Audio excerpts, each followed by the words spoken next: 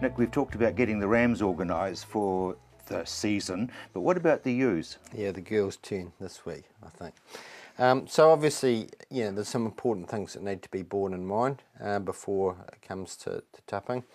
And actually, I guess it's a little bit late to be talking about it, but to sort of keep it nicely packaged, we'll talk about the whole situation here today.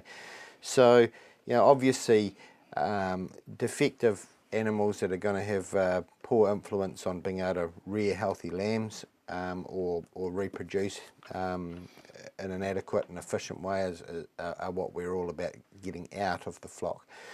So simple things like, broken mouth ewes, so dentition's a big thing. Animals that are holding body condition well, have gone through winter well and recovered from rearing the previous lamb crop well. All of these things need to be borne in mind, particularly udders. We want two. We want, obviously, with multiple birthing animals, we want two functional sides to the udder. So anything that's had mastitis or problems with one half of the udder should really be marked for culling. Do you tip them upside down, or how do you check on that? Yeah, should always check, but you should really mark them from the previous lactation, from the previous lambing crop. So that's really the time to just check that we've got two functional sides to the udder.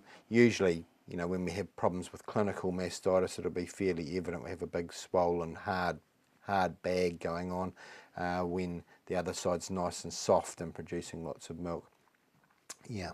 So what about just the sort of lameness and general health? Absolutely. So as I said, the old limpers that have been limping their way through the summer months, probably not a great idea to be putting them to the tup.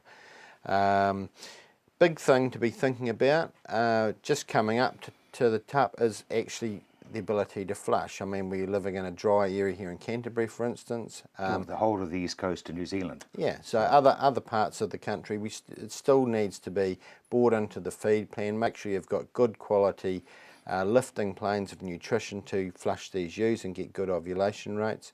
And then, of course, even further through the pregnancy, we need to make sure that in the second half of the pregnancy we've got adequate nutrition stores to be able to be raising those planes of nutrition to avoid pregnancy toxemia.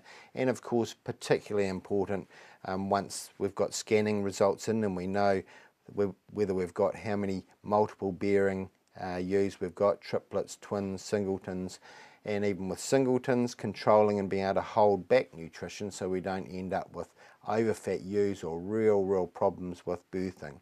Right. Do you still crutch them? We used to crutch pre-tupping. Yes, crutching's very important for hygiene, of course, and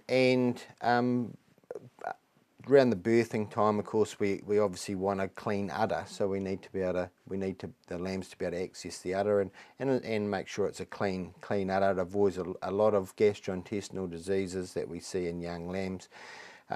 Pre-lamb shearing is something that should be thought about and being planned for.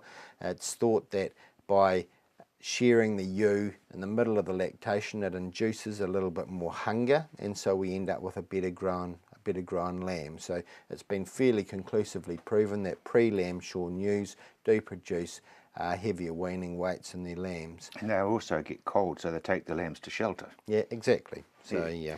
What about vaccinations? Because you've got abortion and you've got all sorts of other things as well. Absolutely. So abortion vaccines, some of them are actually very important to be thought about prior to the mating time. Toxoplasma is one of them in particular because it's a live vaccine, and if we give it to a pregnant animal, we're going to lose the pregnancy or have a high risk of doing so. So other vaccines, Campylobacter, for instance, it may be that we just want to boost your immunity, or if we've got younger or two-tooth ewes or hoggets that are going in to be mated, we may have wanted to sensitise them to the vaccine prior to mating so that they can get a consolidating vaccination at the time of mating so that we've got good solid immunity through the pregnancy. And how often does that carry on through into the lamb, or do you need to boost it? No, you don't need to boost it. It's the immunity of the ewe in that case that's important. And the vaccine companies will advocate that Campylobacter, for instance, needs to be boosted regularly, but it's been shown that the immunity probably is a little bit longer standing than what we think. So it's a subject that should be brought up with the veterinarian locally and actually discussed. Toxoplasma is lifelong immunity, so it's a one-off vaccine, and that will give immunity for the rest of the life of the breeding life of the animal. So really it's all sort of about health and food. Absolutely, health and food. That's a lot of things in agriculture, isn't it? But health and food, from my perspective, would if it was all done 100% properly and there was no problems, I'd probably be without a job. Yeah, I'd sort of like you to be, but not like you to be, if you know what I mean.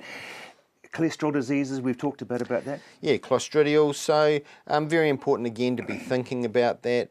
We want animals that are maybe looking at breeding replacements, for instance, that they're fully sensitised and they only need a one shot to induce a really rapid response to the vaccine. So making sure that they've been fully sensitised before pregnancy, and then we can booster them about 4 to 6 weeks prior to lambing, and then we know we're going to get really, really good passage of immunity through to the lamb from that first milk. Nick, thank you very much indeed.